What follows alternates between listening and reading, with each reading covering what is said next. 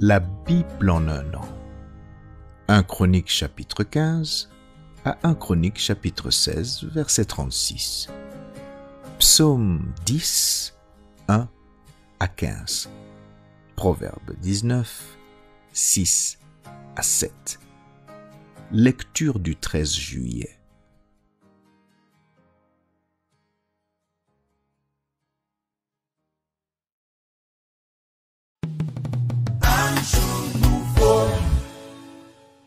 Romains chapitre 1, versets 18 à 32.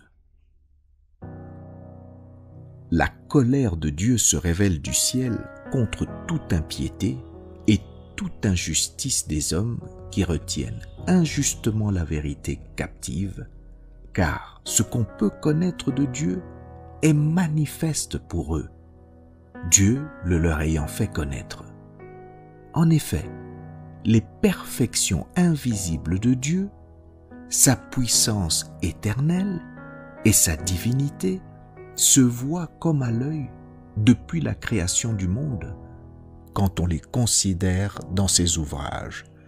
Ils sont donc inexcusables, puisque, ayant connu Dieu, ils ne l'ont point glorifié comme Dieu et ne lui ont point rendu grâce.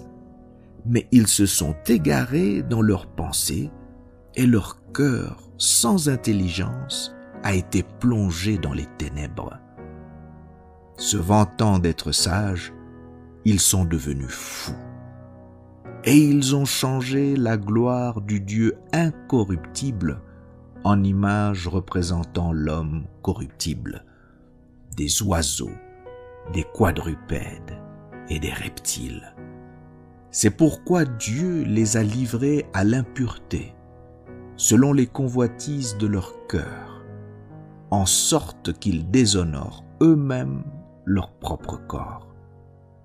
Eux qui ont changé la vérité de Dieu en mensonge, et qui ont adoré et servi la créature au lieu du Créateur, qui est béni éternellement. Amen. C'est pourquoi Dieu les a livrés à des passions infâmes, car leurs femmes ont changé l'usage naturel en celui qui est contre nature.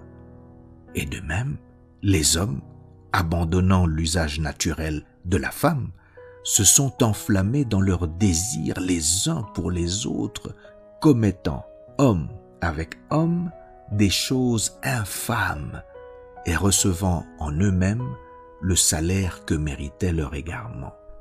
Comme ils ne se sont pas souciés de connaître Dieu, Dieu les a livrés à leur sens réprouvé pour commettre des choses indignes, étant remplis de toute espèce d'injustice, de méchanceté, de cupidité, de malice, pleins d'envie, de meurtre, de querelles, de ruse, de malignité, rapporteurs, médisants, impies, arrogants, hautains, fanfarons, ingénieux au mal, rebelles à leurs parents, dépourvus d'intelligence, de loyauté, d'affection naturelle, de miséricorde.